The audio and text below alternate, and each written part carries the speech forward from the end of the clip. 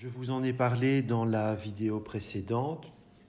La France, l'Angleterre vont s'unir pour aider la Belgique, dont le territoire vient d'être envahi par les forces allemandes, les forces prussiennes. Revenons quelque peu sur ces deux pays, la Grande-Bretagne et la France, à travers une carte postale que vous connaissez, pour l'avoir déjà analysée. La voici.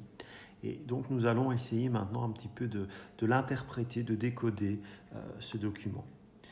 Nous retrouvons tout d'abord à l'avant-plan, dans la partie gauche de cette représentation, trois personnages féminins.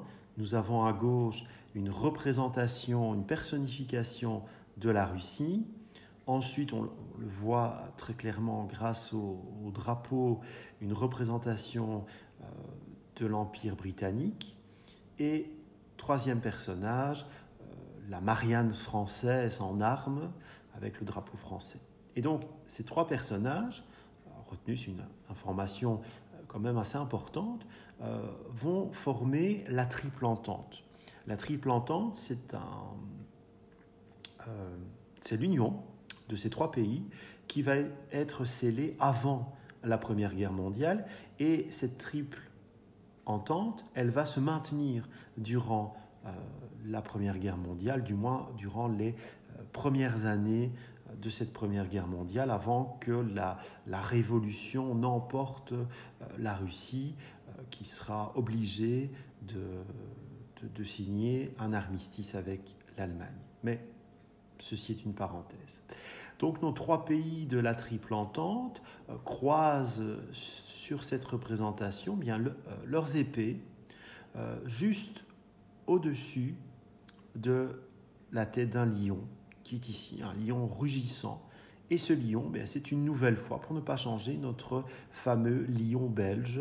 On le voit très clairement parce que ce lion est associé à nos couleurs nationales, le noir, le jaune, le rouge.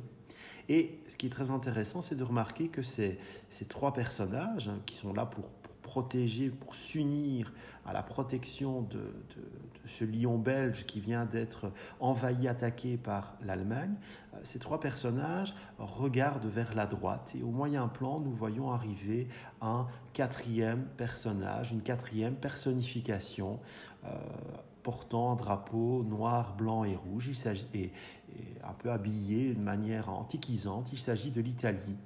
L'Italie, elle ne rentre pas en guerre en 1914, elle rentre en guerre en 1915. Et elle, bien qu'elle avait signé avant le premier conflit mondial des accords, des alliances avec l'Autriche-Hongrie et l'Allemagne, eh bien, elle va rompre ses engagements en 1914 et en 1915, elle va rejoindre la triple entente et aussi, fatalement, la Belgique. Et nous voyons finalement à l'arrière-plan une vue de l'hôtel de ville de Leuven. Et nous avons pas mal d'éléments qui montrent toute une série de gravats. Ces éléments, ces détails font bien entendu référence aux combats et aux nombreuses destructions qui vont avoir lieu en Belgique. Heureusement, les Belges vont donc être aidés par cette triple entente, rejointe en 1915 par l'Italie. Notons que cette triple entente, elle ne vient pas seule. Les pays comme l'Empire britannique, comme la Grande-Bretagne ou comme la France, comme la Belgique d'ailleurs, sont aussi des pays qui possèdent des colonies. Et donc, on verra des ressortissants de pays asiatiques ou d'Afrique du Nord qui viendront se battre en Europe et notamment chez nous en Belgique sous le drapeau français parce qu'ils appartiennent aux colonies françaises. Et nous verrons chez nous déjà durant la Première Guerre mondiale des soldats australiens par exemple, des soldats indiens et aussi des soldats canadiens. Pourquoi ? Eh bien parce que ces trois pays cités sont des colonies, appartiennent à l'Empire britannique. Et donc, il n'est pas rare de rencontrer des clichés de l'époque, 1914, pris entre 1914 et 1918, qui montrent des soldats d'origine culturelle, ethnique, différente des peuples européens, comme par exemple ici des Algériens se battant sous le drapeau français. Là aussi, des Algériens, des troupes algériennes, les fameux tirailleurs algériens qui vont combattre pour la France et ses pays alliés. Et ici, nous voyons des soldats et des généraux belges qui vont accueillir un haut dignitaire des Indes, les Indes qui appartiennent donc à l'Empire britannique. Maintenant que nous avons évoqué la thématique de la Triple Entente, essayons un peu de brosser un peu le panorama de cette Première Guerre mondiale en Belgique. Et intéressons-nous tout d'abord à la vie et aux combats qui vont avoir lieu dans ces fameuses tranchées. Alors, tout d'abord, qu'est-ce qu'une tranchée ? Eh bien, vous avez différentes photographies dans le syllabus qui tentent de répondre à cette question. On voit que les tranchées, parfois, elles peuvent être excessivement superficielles, tout juste bon à cacher, à protéger ces soldats qui vont dans quelques instants monter au front pour attaquer l'ennemi.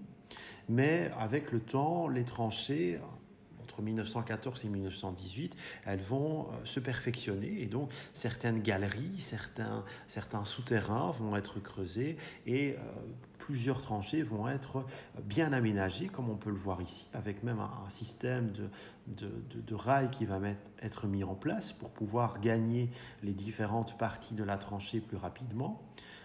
Ça indique également que cette tranchée, en l'occurrence, elle a été excessivement longue, parfois composée de plusieurs kilomètres.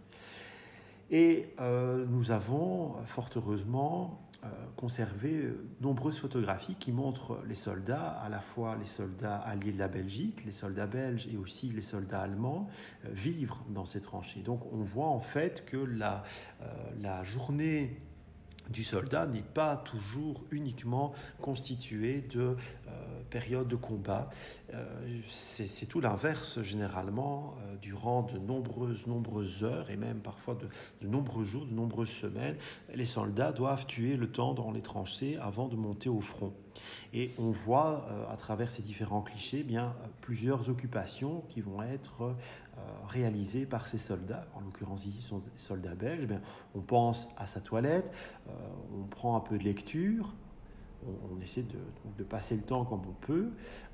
On écrit aussi à ses familles. C'est ça qui est très intéressant pour nous, c'est que de nombreux soldats vont écrire des documents qui aujourd'hui sont des sources écrites. Et nous pouvons, grâce à la conservation de ces documents, bien les analyser aujourd'hui et donc reconstituer le mode de vie de ces soldats dans les tranchées. Alors, la Première Guerre mondiale, c'est une guerre de tranchées, mais c'est aussi une guerre qui se veut moderne. On va voir énormément d'inventions technologiques liées malheureusement à l'armement qui vont se développer, comme par exemple ces canons très imposants, mais nous allons voir sur ces fameux champs de bataille les premiers tanks, ou les premiers chars armés, si vous préférez, les sous-marins, les avions vont aussi se développer. Et malheureusement, cette Première Guerre mondiale fait aussi référence à la première fois durant un conflit, où l'on va utiliser des gaz mortels, dont ce fameux célèbre et néfaste gaz moutarde, qui va pousser justement les différents corps d'armée à équiper leurs hommes de masques à gaz, comme on peut le voir ici sur cette photographie. Et chose intéressante, si cette Première Guerre mondiale peut être considérée comme la toute première guerre moderne de l'histoire, eh bien, il y a encore des gestes du passé, des habitudes du passé qui existent pour communiquer des messages les radios ne sont pas encore utilisées, mais on utilise encore, un peu comme au Moyen-Âge, des pigeons voyageurs. Pour transporter le matériel, on ne va pas hésiter, comme jadis, à utiliser la force animale. Nous avons de nombreuses photographies sur lesquelles on voit les chevaux qui sont utilisés. En l'occurrence ici, vous voyez, l'armée belge utilisait des chiens pour transporter des mitrailleuses qui avaient quand même un certain poids.